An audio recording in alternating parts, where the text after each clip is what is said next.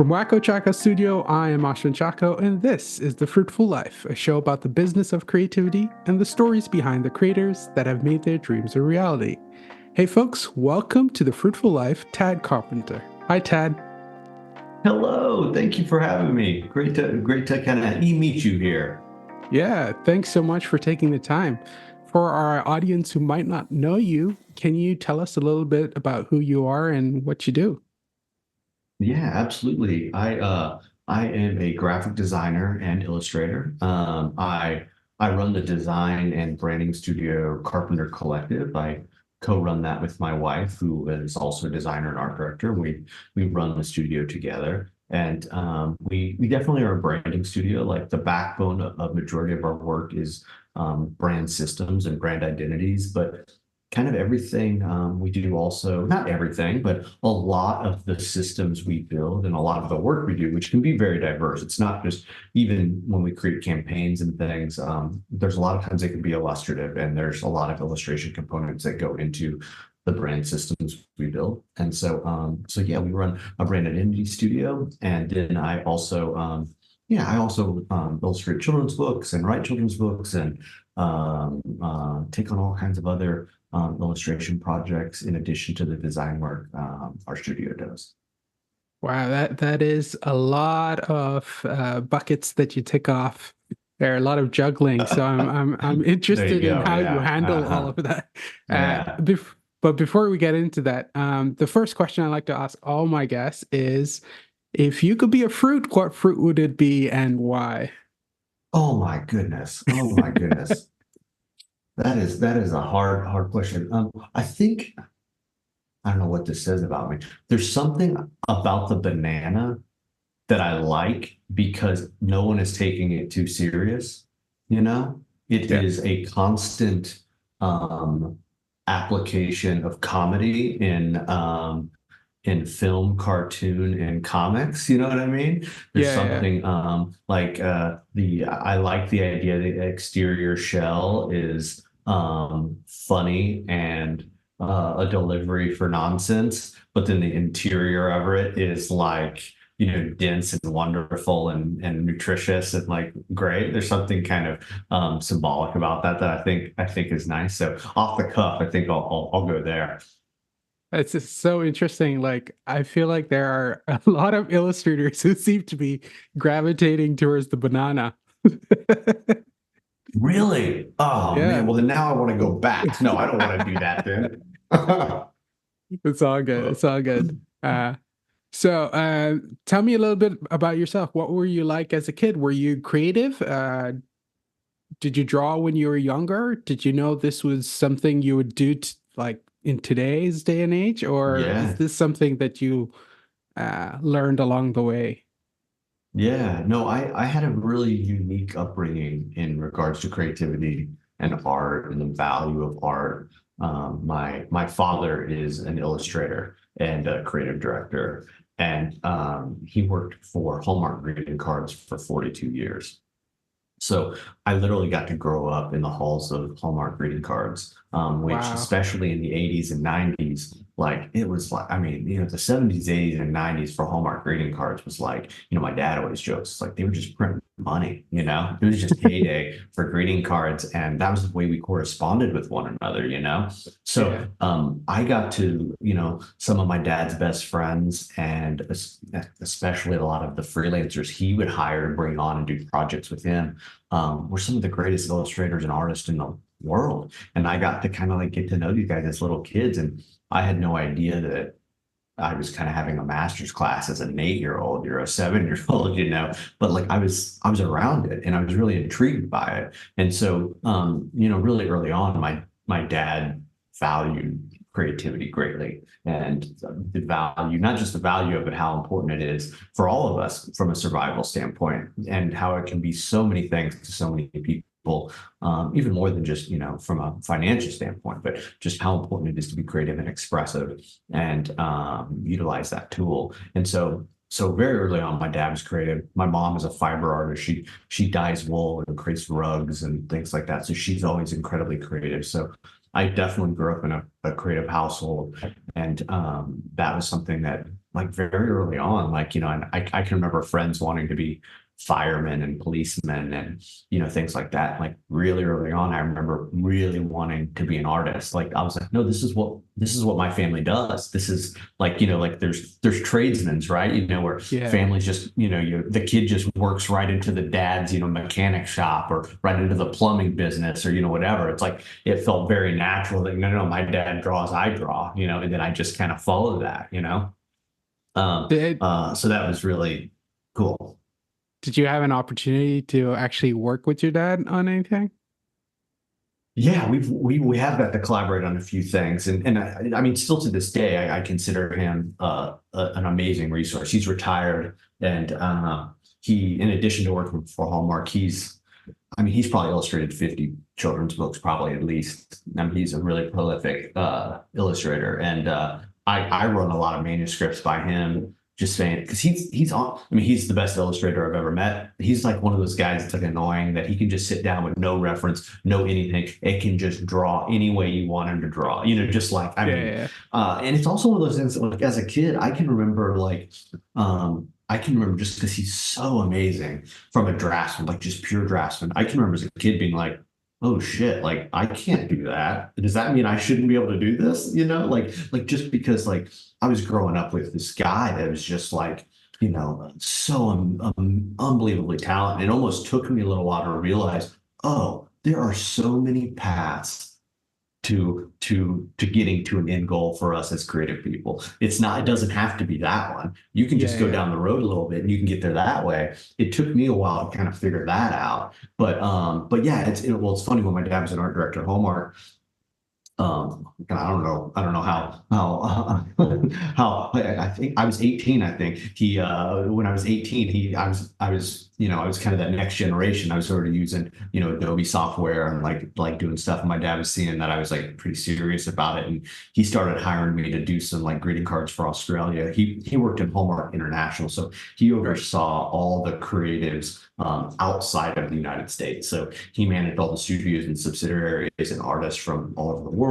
And so I can remember one of my first projects was doing a bunch of greeting cards for this product in Australia. And I had to like draw this cat and had to do all these patterns and like all this stuff. And I can remember doing it. And he was like, wow, you did pretty good, man. These are great. These will work. These are awesome. And I can remember being like, oh, wow. This is awesome, man. I'm getting paid for something. I was like 18, and I was like Yeah. cranking out these like greeting cards. And yeah, we continued to kind of, he would bring me on projects when he was still there. And then, since then, like I said, he's just been such an unbelievable resource for me as an artist and running my things. And you never, I think just as a human being, I don't think I've ever lost that like, oh man, I really want to impress him. Like Yeah. Yeah. any new projects, like I want to show him and I want to get his like, oh, that looks wonderful. That looks really cool. You did a great job of like no kid that you never lose wanting to do that, especially when your dad had this bond.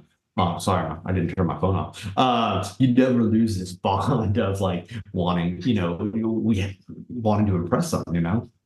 Yeah, and especially when your dad's your hero and then, Exactly, getting to 100%. do the same work he did.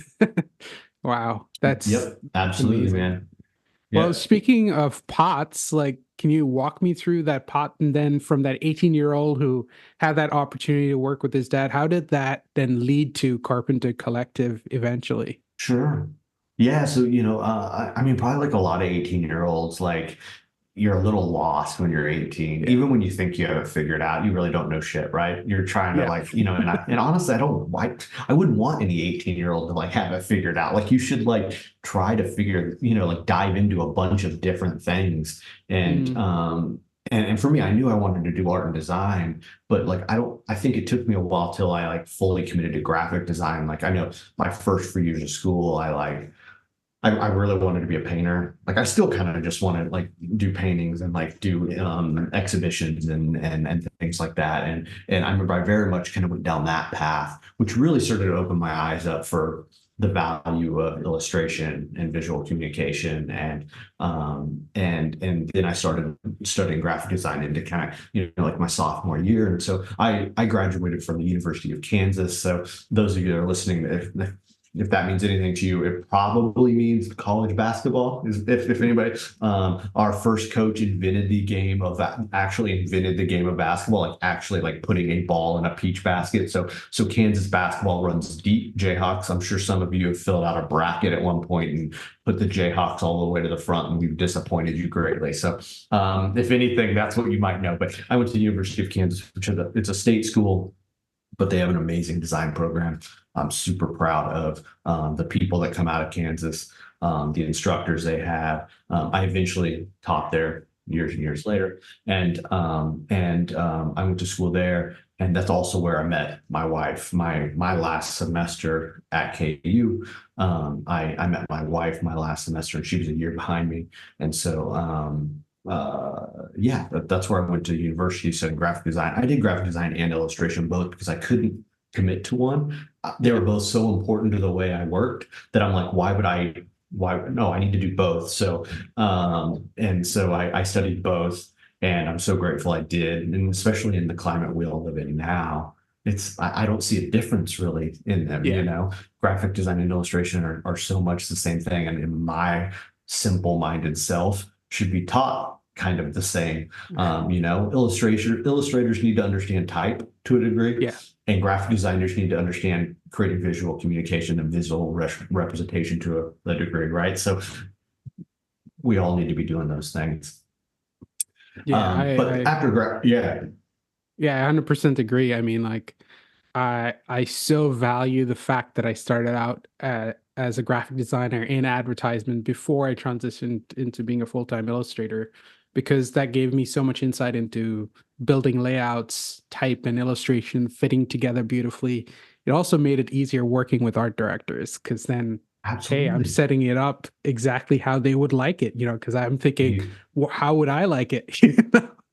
you were on the other side of that at one point, right? You Yeah. want to absolutely, you're absolutely right. And that's a great, that's a great tidbit because we're the same way. It's like when we're creating things for people, we're thinking of like, well, if this was my campaign that I was working directly with the client, Yeah. like Yeah. how would I want this file? How would I want? But you're right. You talked about layout and things like illustration is you're creating compositions, you're creating layouts. There's always a sense of hierarchy, and it's all the same. And so, yeah, they really kind of should be treated that way, And I was always bummed out when universities like put them in totally different camps. It's like, oh no, the graphic design school's over there, and the silly illustrators are over there. It's like, man, they really should be kind of taught together. I understand maybe there's an emphasis on one over the other at Yeah. some point potentially, but like, oh man, there's a lot of those skills that need to be taught together. So, but yeah, after I graduated from school, I got a job at a small boutique design firm, and I was an intern while I was in school. I was lucky enough to transition that to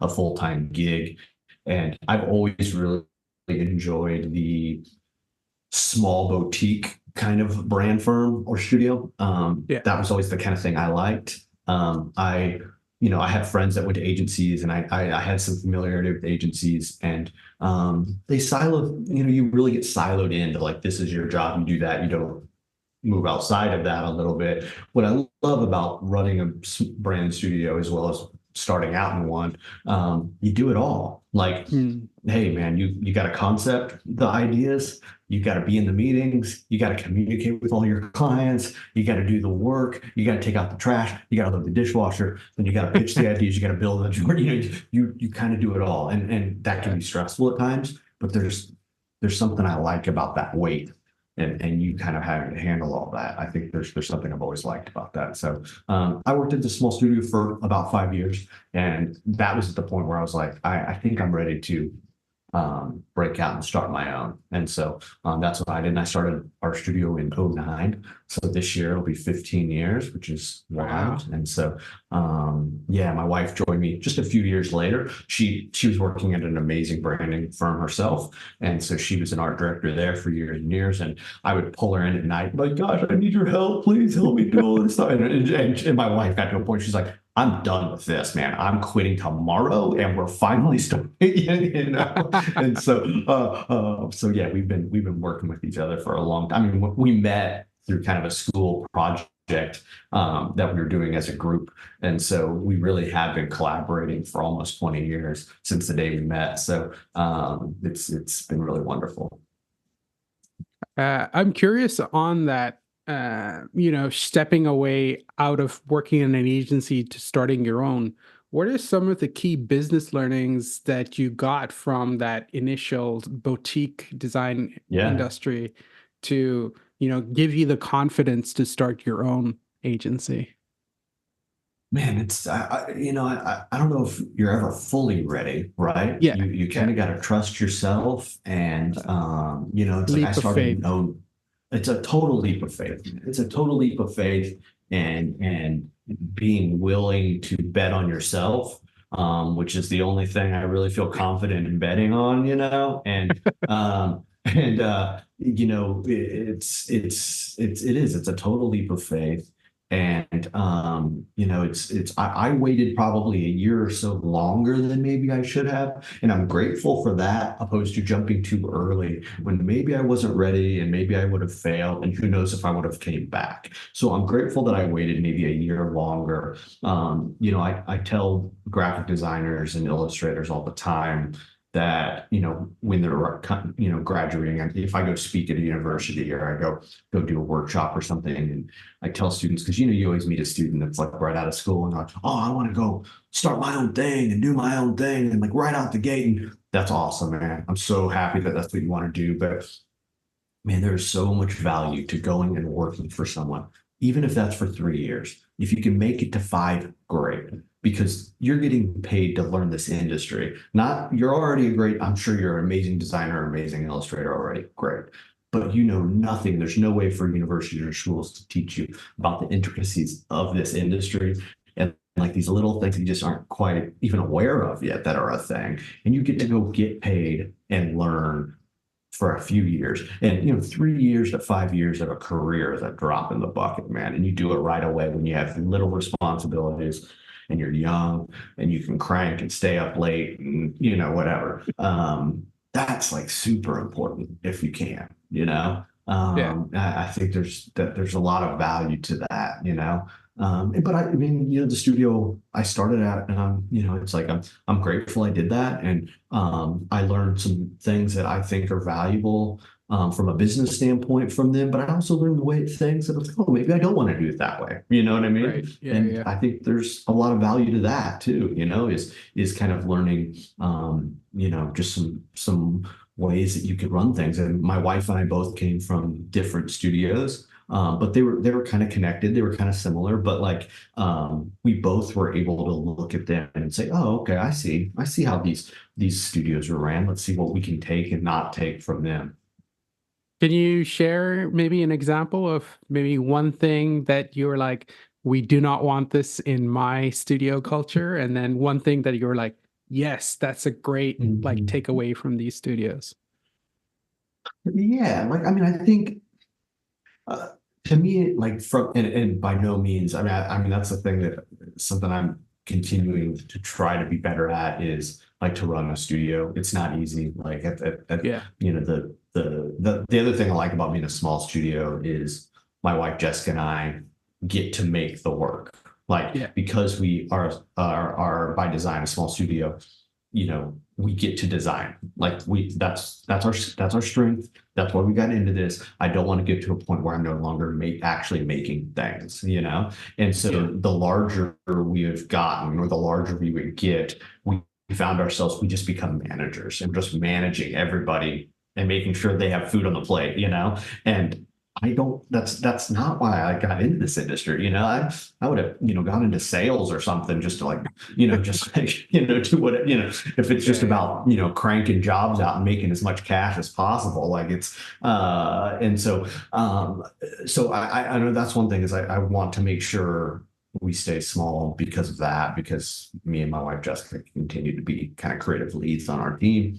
But like things that we, like at least me from the studio, like I said, I'm very grateful for where I was and all that stuff. But like, there's just like managerial things you learn, and it's like I Yeah. think there were times that maybe things weren't as maybe kind as I would have wanted them, or as transparent and honest as I would want things to be. And like those just stay in the back of your mind, and you're like, I want to Yeah. make sure that the people that work for me always know where Jess and I are coming from, like, and our intentions, and like there's we're I know it's like people like to say, like, working for a small studio, or no one should ever call a business a family. That is just, no, they are not family. It is not.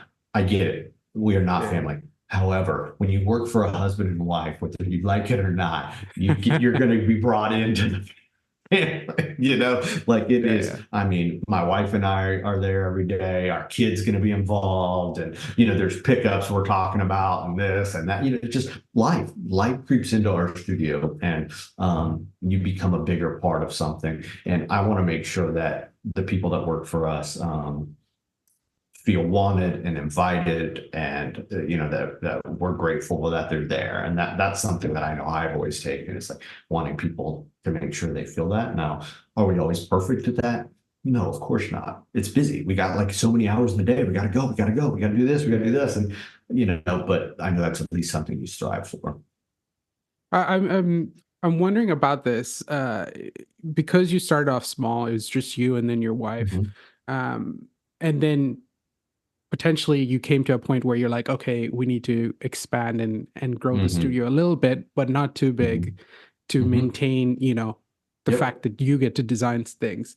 How did you feel about, letting go about of some of the control? As a creative, you've built a brand, you've built a way of doing things, and now you're bringing somebody else into your Mhm. world, Mhm. and what they make represents your name. So Mhm. what was that process like? What are some things that you did to maybe, work Yeah. through that for yourself? Totally. That's a great question. And that's really hard. Letting, Yeah. for all of us out there that are creatives, letting go of a little bit of control is, boy, that's brutal, right? That's hard, right? Especially when it's something that you love to do as much as hopefully we all love to do this. And for us, we, anybody we hired, everybody always started out as an intern, actually. And, Right. and, whether we knew it or not, that was a wonderful trial run, not just to see their skills as a creative, or, what they brought to the tables as an actual designer or an illustrator, but more so, like, were they a good fit, like from a Mm, personality standpoint, yeah. and we're lucky we've really never had any, like, bad apples, really, but like, we would bring on interns, and they were typically normally like seniors in college, their last year or so, and people would intern for us. And it was always a timing thing. There's people sometimes you want to bring on, but you just don't, it's not the right time. The bandwidth Yeah. isn't there, the timing's not right. But a lot of times when it was, they were an intern, they were already there. We didn't want them to leave. We were like, oh my gosh, we really hope they will stay. And so it was just like this wonderful transition, because hey, Mm, they'd been here, we felt confident in them, we felt comfortable with them, we saw how they were fitting with the team already, and then boom, they just kind of, they just started to wear like a slightly bigger hat, when they would come on full time. And so that's kind of how we've typically kind of done it. You don't always have the liberty to do that. Sometimes you need someone, you need someone now, and you're going to go out and get someone, especially if you want someone a little more senior. yeah. But for us, that's typically kind of how it's worked. Right. And so then you basically get to train them in your culture style, how you do Correct. things. And Correct. Yep. Yep. Which is great. Yeah. yeah, And then it's interesting. wonderful, and then they stay with you, and until some big agency comes in and swoops them away. Away. Yeah. Yeah.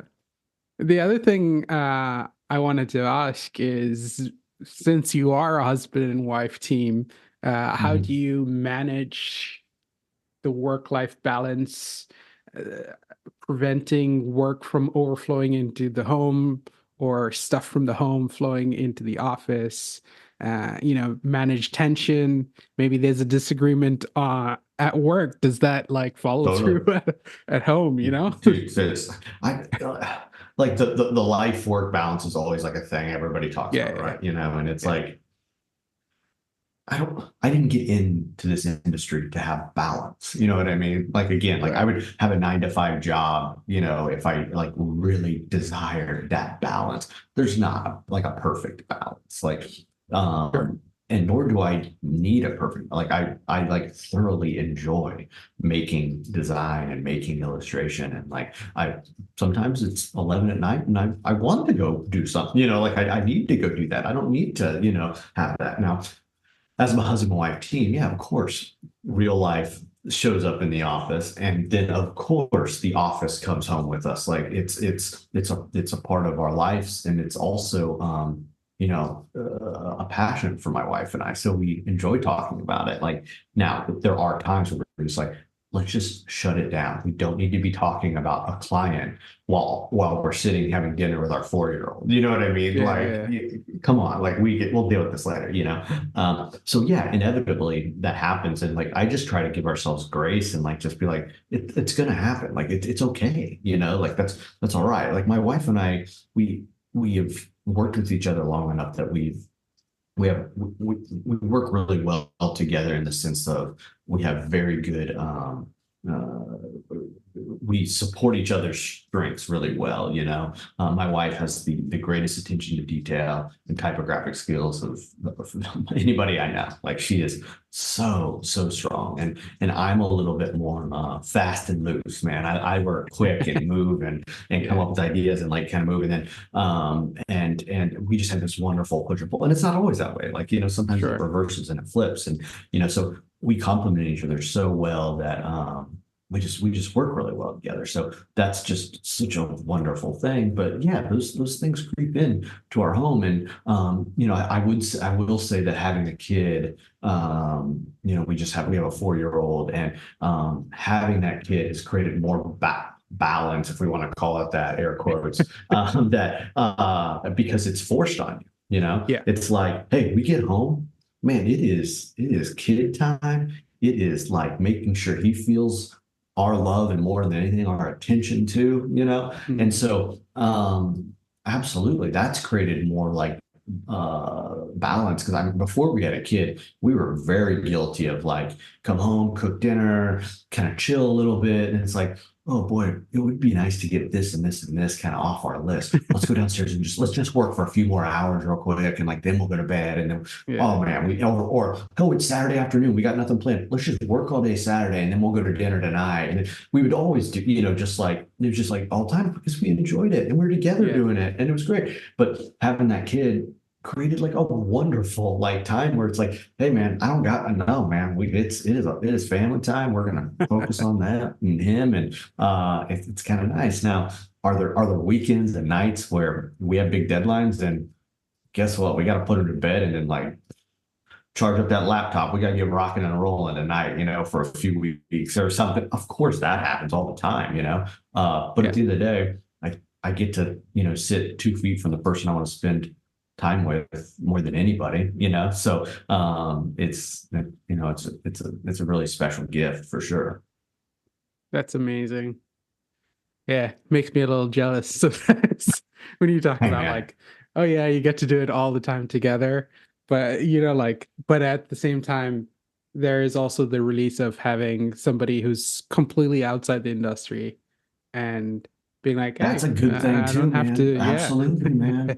And there's, I mean, like, I mean, don't get me wrong. Are there Yeah, challenges too? You know, it's yeah, like, you know, it's like I don't think I'm definitely like I don't have an ego in regards to like, I think I'm better than anybody. However, like there's times where you're like, your ego gets, you know, kicked in the gut. You know what I mean? yeah, Where I'm like, oh, maybe this is good. This will work. And then my wife will, and she's always right. Like, oh, well, just refine this a little and change this a little, and it's good. And you're like, shit, I thought I was there already. But then, I mean, there's never been a time where she's wrong. You know what I mean? Like she's right. yeah, But like, I so appreciate that that honestly, that might be one of the greatest things of working together with my spouse is that there's no filter between the two of us. You know, a lot sure, of times when you work in a studio with someone else, there's all these levels you have to go through to finally get to what you're getting to. We can yeah, move so quickly because there is none of that bullshit. It is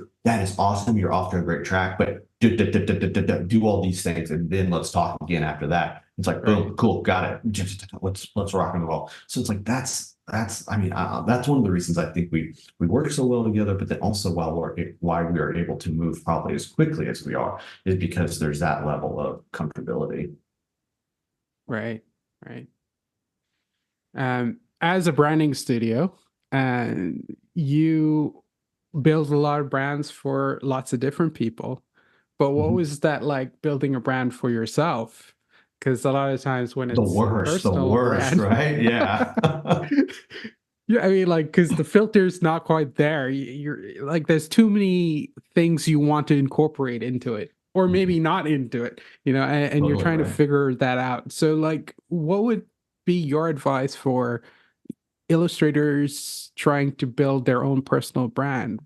What Yeah. would your approach be to that, or has been to it? Designing, oh sure, like any designing for yourself is always like the hardest thing because Yeah, there aren't those outside voices that are kind of dictating where you go. And I honestly think that like as we like to talk about creativity and it's let's just let the creative juices flow and like take you wherever no. I think creativity is at its best when some sort of rules and regulations are applied upon us, right? And you can work within a box, even if that's a big box.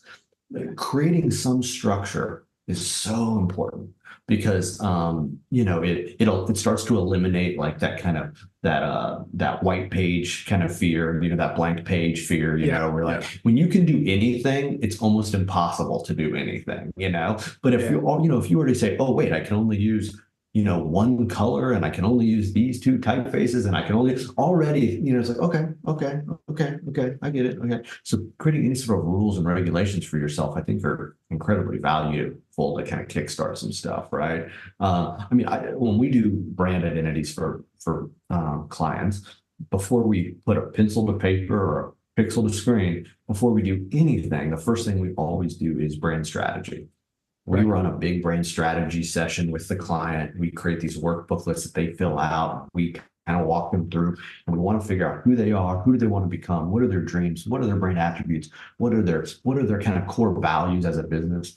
I would encourage designers and illustrators to think of that. Like, what are my core values? yeah, yeah, What do I stand for? What attributes represent me? What attributes represent my work? Am I whimsical or am I more, am I more of a serious kind of artist? Am I this or am I that? Create kind of a list of attributes that represent you or your work. And that's kind of how you should start. Again, you're starting to create rules and you're kind of starting to create some kind of structure to follow. I think that yeah, that is something that's like really helpful to then start. Oh, okay, I see. That's what I'm designing towards versus just designing to do anything. I'll never forget. I had a client once tell me his only direction was just go make the coolest shit you've ever made before. Okay. That's what I'm asking you to do. oh And I man, remember like literally the worst comment. I like it still rings in my head that like a human being said that to me. yeah, And I'm just like, dude, are any of us ever not trying to make like one of the strongest like you know what I mean? It's like, come on, man. Don't fucking do that. Come on, man. So it's like, anyway, yeah. So it's like I think like creating that structure is yeah, really, really important.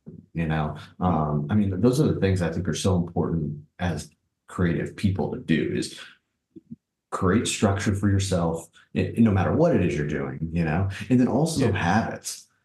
Can you reinforce strong habits that you can bring into your life? And those habits are so important because when we get stressed or we get short on time or anything like that, we lean back on habits and those habits start to help us. mm,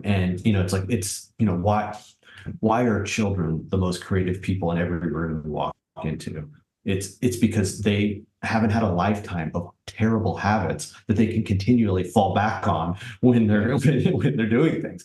It's just like that, and all of us, just as human beings, have all kinds of poor habits that we'll fall back on. Oh, I'll do it tomorrow, or oh, well, yeah, maybe, I don't feel good tonight. I will. No, it's like figuring out some positive habits and structure that you can apply to your life and apply to your creative practice boy, it only helps. It only helps you just start to keep kind of moving forward. Yeah, like I couldn't agree more. I think that creativity thrives in constraints. Like uh w- when you're within that box, it pushes you to be more creative because once you Yep. have the constraints, then you're like, okay, now I can play within this area. But if you think of it like, the kid analogy, if the whole Yeah. world is your playground, you don't know where to start playing. Whereas Exactly if your right. parents say, this is the playground and this is the only place you can play, now you get creative with, okay, what game can I invent within Exactly. this? And the same application with design. You're thinking about, okay, singular color, this typography, illustration or photography, like whatever Yep. your choice is, and then Yep. being like, Absolutely. okay, let's go nuts within this. Exactly right. It's always, I remember when I was teaching, I would love to create, obviously every project has rules and has kind Yeah. of a kind of structure. And I always remember students like complaining about like this or that. And I'm like, trust me, you should be glad that I've created some guardrails, like just some very simple guardrails, right? Yeah. But you can literally, on almost any project any student has ever had, you can literally almost do anything you want within those guardrails, Right. and Yeah. like, where can you push it? Where can you do it? And like also like, again, thinking about those attributes and goals and dreams that you might have, like with you in mind, how can you push this in a direction you want to better represent yourself and the work you want to do eventually? Those Mm, are all things that we should consider as well. yeah. I'm wondering with the guardrails and with clients, what sort of guardrails do you put in place to ensure that you have a smooth, um, really cohesive Mhm. collaboration? Because I like to see design and illustration as a collaborative process rather than a I'm hiring you to do this because I think it works better when it's collaborative.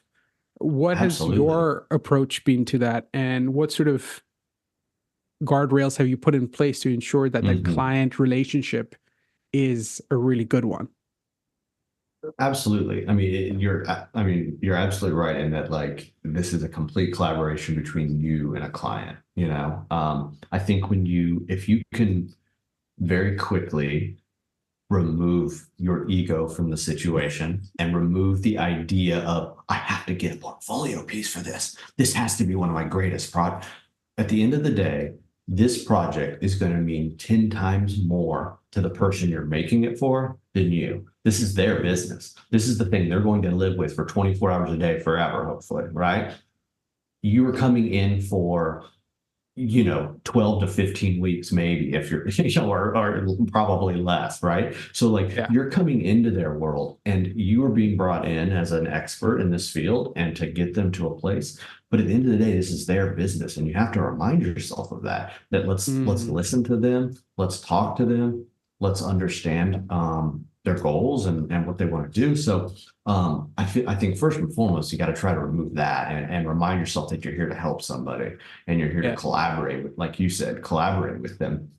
And so from a guardrail standpoint with clients, like, I mean, we try to be as collaborative as possible. Some clients want to be incredibly collaborative, and Yeah. some clients want to trust you and want you to Yeah. just to deliver. And I think you can feel that out pretty early on, like where this is going to fall. And I think because of that, you can then kind of dictate how you're going to communicate and how you're going to share things and how you're going to work, right? So, and for us, I mean, like anything in our contracts and our proposals, we share, hey, we're going to deliver this, and then there'll be on these dates there will be meetings, and we would like feedbacks on these dates, and you get so many revisions within each phase of the project. We line all that out, and I think that sets a pretty good precedent to them on like what their job is in how we're going to collaborate. And then on those projects where those go over, to be honest, you need an extra round of revisions or we need to kind of pivot just a little bit. we're not sticklers. We don't like, oh, well, ho, ho, ho, we're going to be starting the clock now for all this extra.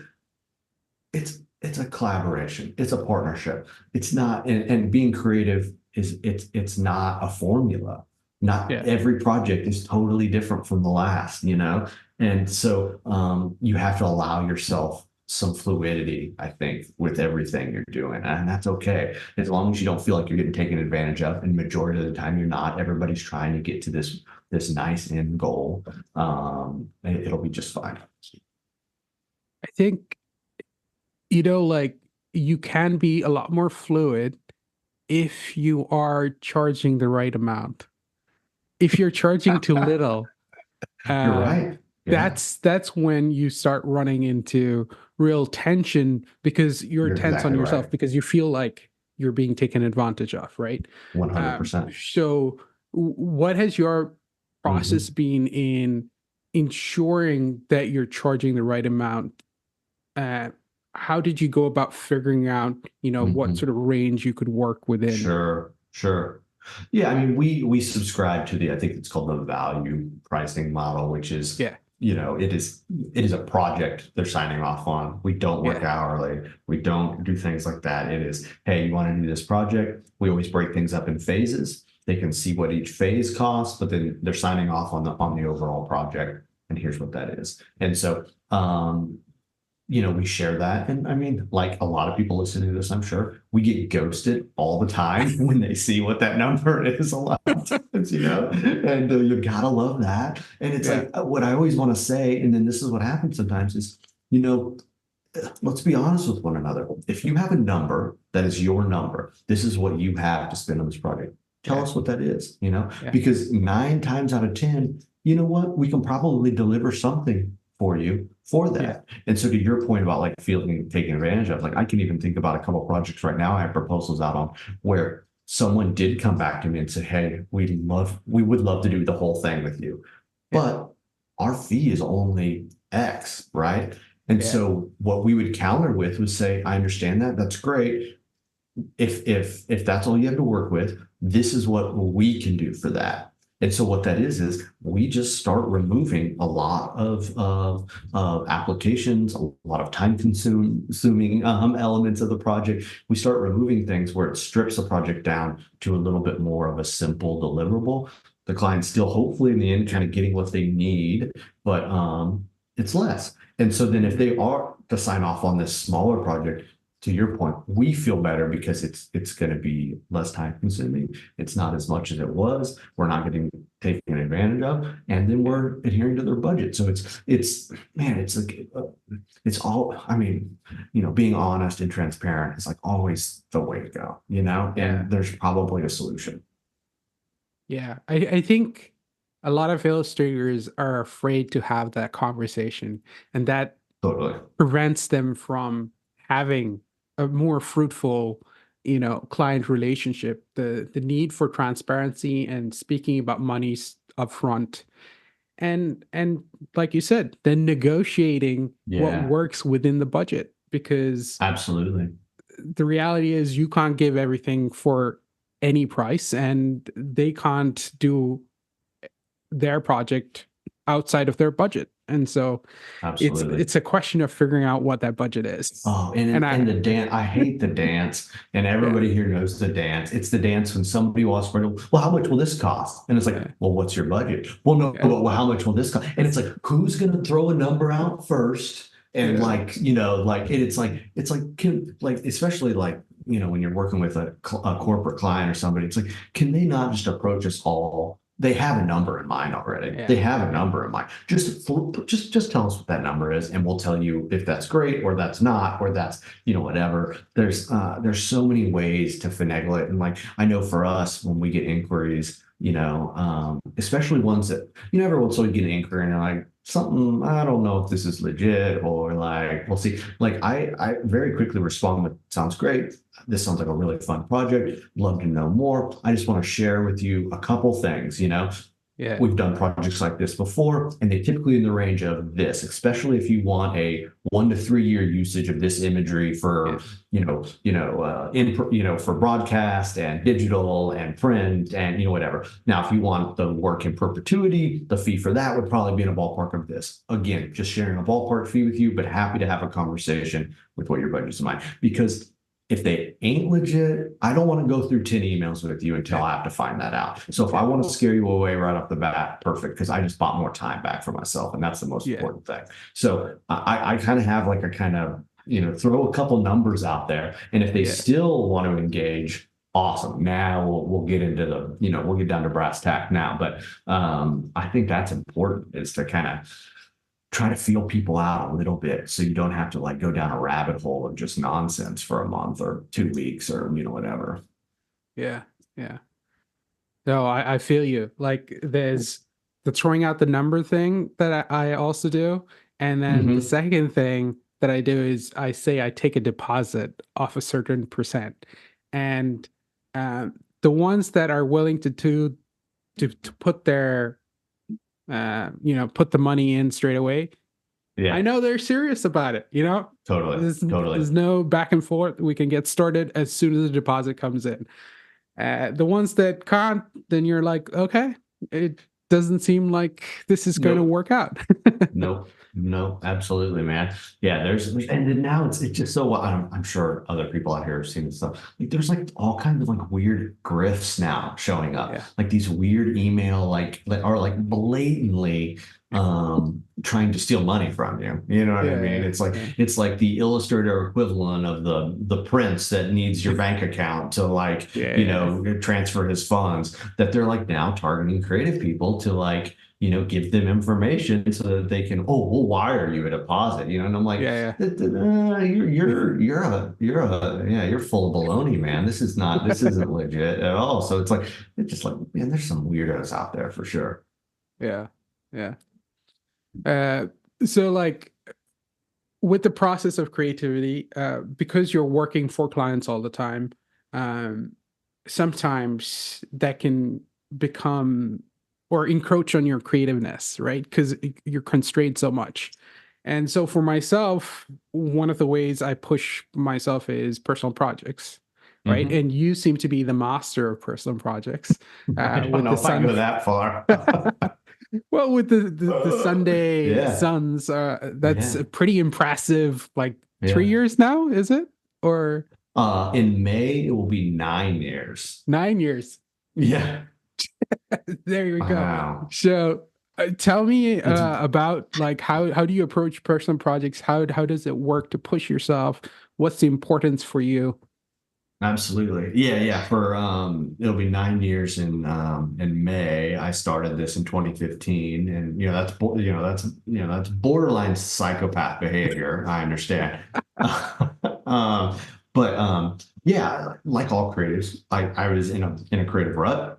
Yeah. I didn't know what I was doing. I wasn't finding joy. I was just burnt out, and we all know that there was clients dictating everything I was making, and I was just like, what is this? Why am I doing it? I need to find a way to bring joy back into the Mm, thing that I, at one point, loved doing more than anything, right? And so, again, I needed to create restrictions for myself. I needed to create obtainable goals for myself.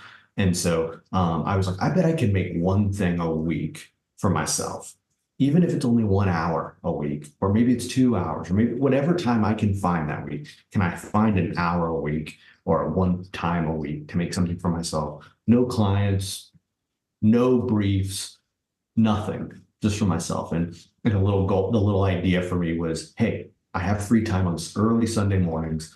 What if every Sunday I make a sun every Sunday? And let's see how this works. Could this bring a little bit more joy back into my life and make me a little happier? And so I started that in May of 2015, and it did. Like, it instantly started making me a little bit more excited, and started making me much more enjoy this practice again. It allowed me to accept critique and criticism better from clients, because it's one of those things. It's like, Absolutely. I'm happy to make those changes. I'm happy to revise whatever because I know, if, in a couple days this week, I get to make something for myself, Yeah. nobody else. So you know what? That's totally cool. I'm not all my eggs in their basket. I have my own basket too. And I think that's important for us to remind ourselves. A lot of us probably got into this because we want to communicate things and we want to explore and play. That was the bottom line is I had to inject my life with more play. We forget how important playing is as a creative person. Mm, Playing is when you start to find happy accidents, and playing is when you kind of reconnect with being a creative person. The art of play, being an illustrator, is so important. To find new ways to draw, find new tools to draw with. You have to constantly be finding those, and play is a simple way to do that. You're probably going to always be your most happy when you're playing in some way. yeah. And so those are things we have to continue to remind ourselves. So that's what Sunday Suns was, and that's what it still is. And I'm shocked that I'm still doing it, but it seems like one of those things that I'm having a hard time removing it from my practice and my life. Yeah. I could see it. Yeah, it'll be 9 years in May, and let's just say 10 sounds like a really nice number to maybe stop Yeah. on. So I think I'm getting close to the end of the tracks. But boy, I still love it. I still look forward to it every week. I still have a blast doing it. And I think like anybody who's done a passion project, it becomes almost like a business card floating around out there on the internet. People send them to me and or show them in a mood board or something for a new project. They don't know they're Yeah. Sunday Suns probably, but they've Yeah. just seen it. And then I'm like, oh, cool. Okay. Yeah. Awesome. Cool. That was purely play, purely exploratory, but now that client is referencing it for a new project, and that's worth its weight in gold, right?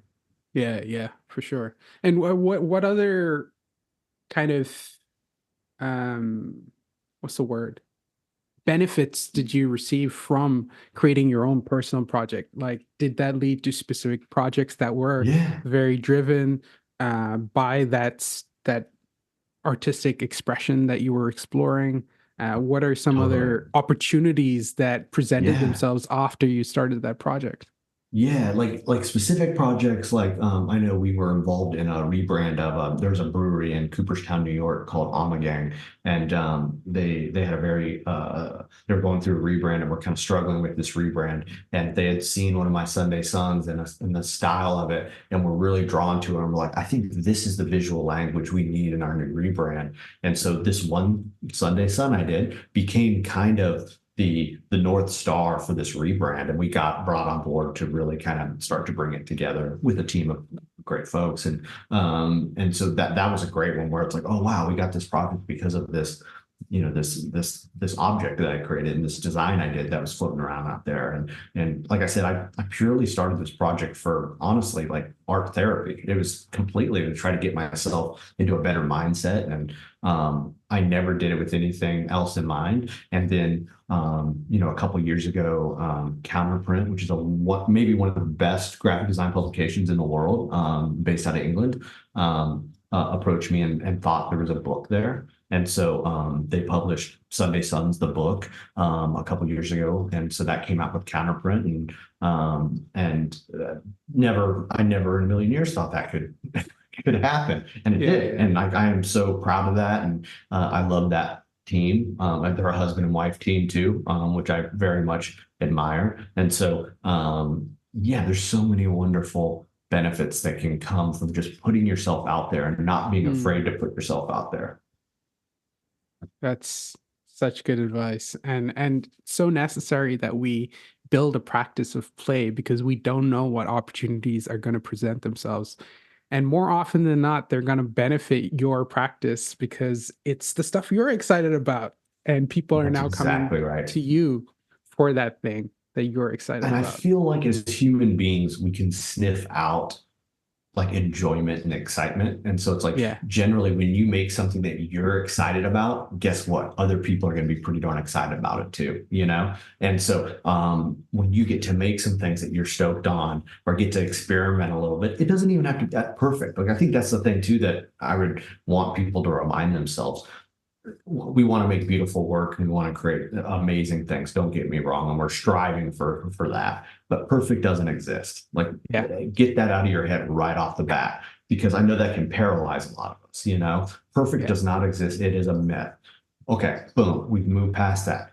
Let's just start going. Let's just start playing. Let's just start experimenting and let's see what we get, you know? And don't be too hard on yourself, you know? And every one of these things we make is just a step in the next direction we need to make, you know? And eventually, in 10 years from now, you're going to make something, you're like, I made this because you remember all those years ago I did this thing. You know, to me, Sunday Suns has also become a huge opportunity for me just to practice, to be honest. Mm. I think we forget that, Steph Curry is still going to practice every day, shooting 100 3-pointers a day or however many he's shooting. Does he need to do that? Probably not, you know, but you have to practice. The best Yeah. designers in the world are still out there playing and learning, and you have to continue to practice and add tools into your toolbox. And that's, if anything, is something I'm proud of with Sunday Suns. It's created just this platform for me to practice and play. Mm. So important. Mm. Um, uh, what would be one piece of advice you would give the next generation Oh boy, oh of boy. I illustrators think, or creators? um, yeah, I mean, this starts to leak into design a little bit, but I think it Yeah. applies to everybody. It's like, I Yeah. think, don't um, learn how to draw. Like just flat out, like I feel like I definitely saw like a huge generation of designers when I was teaching that Mm.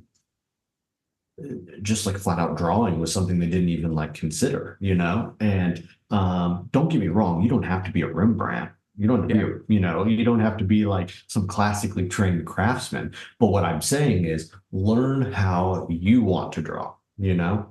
And that can mean a million different things. Yeah. How can you represent something visually, you know? And drawing, I mean, drawing is thinking, right? And so it's like it's Yes. one of those things Yes. that like making sure that drawing is a part of your practice, and that can mean a lot of different things. But don't be afraid to draw, and don't, especially when you're a young designer, either still in school or right out of school, don't be afraid to like find opportunities to better your ability to draw, because that is going to last you your entire life, and that's going to just catapult you to who knows where. I think that's really important. I wish I was doing more things to continue to, I mean, Sunday Yeah. Suns, like the practice, it's that, they're hoping to do that. But I think that's really important, and like I said before, don't be afraid to put yourself out there. I think there's so many folks that are, it's like I go back and forth on like, is social media helping us or hurting us, and like, Yeah. and it's like, it's one of the things that it definitely creates, it creates self-doubt and like weird all kinds of weird mental games that we're still studying and starting to figure out, but Yeah. what I would say is just don't be afraid to share your work, because we need smart, kind, creative people more than we ever have right now. And by Mm. putting smart, kind, creative things out into the universe, maybe it can drown out all the awful nonsense that we get crapped all over with, Yeah. Yeah. And so I think, making sure that there's more positivity and more just strong work out there is never a bad thing, and don't be afraid to do that. That is so well put. I mean, like, I really think that we need to teach the next generation that it's there's a difference between drawing and art. Mhm. And Mhm. drawing is something that is intuitive and that every human does naturally. You ask, like, I go into classrooms all the time, Mhm. and in the younger grades, you say, "Who here likes to draw?" And every single hand goes up. Yep. And as I go up the grades to like teenagers, the hands get lower and lower until you reach adults, and it's like one in like 50 that That's right. says, I That's like to exactly draw. right. But like drawing is how we express ourselves Mhm. visually with our hands, and Yep. the process with that tactile thinking allows us to do so much, like to express ourselves. Even if it isn't in the drawing, it helps us think through the thought. And Absolutely. I think we need to encourage more people to draw. Yes, you're absolutely right. And I mean, that's an example of, what's the expression? Comparison is the thief of joy, right? So it's Yeah. like, and we've all done it, you compare, especially when you're in grade school. When you're little, you're really not comparing much. You're just doing that feels natural to you Yeah. and expressing yourself. And then, I can remember like the time that there's then all of a sudden someone your kid draws something way better than everybody else, and everyone's like, wait, what? And it's like right off the bat, you just lost half that class, you know what I mean? And it's Yeah. like, that's not at all, it's like, it's hard for us all to remember that the only person we're really competing with is ourselves. And like Mm, I just need to make sure I'm making better work today than I was 6 months ago. Can I so get important. better a little better every month? Can I get a little better every 6 months? And then so that I can look back, like that's the thing. It's like talk to students all the time about like putting their first portfolio site together. I'm like, just get it out there. The good news is hopefully in 18 months from now, that entire site is going to be worthless because in 18 months from now, you're going to be making 10 times better work than what you're putting on there from when you're in school. If you're not, then we probably got a problem and we should probably talk a little bit more, right? But you got to just get better, better, better, better. And Yeah. so, I mean, you want to try to find opportunities to get better like that. But Yeah. So true. So true. And for my last question, that I like mhm. to ask all my guests, what does the word fruitful mean to you? Oh boy, it's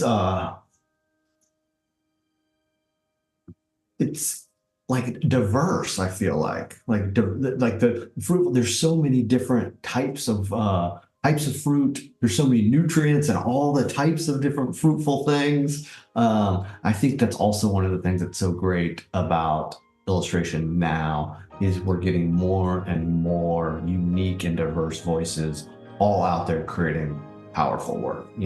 I think this industry hasn't always been that way, and if anything, it's starting to become more and more diverse, and that's what we all want.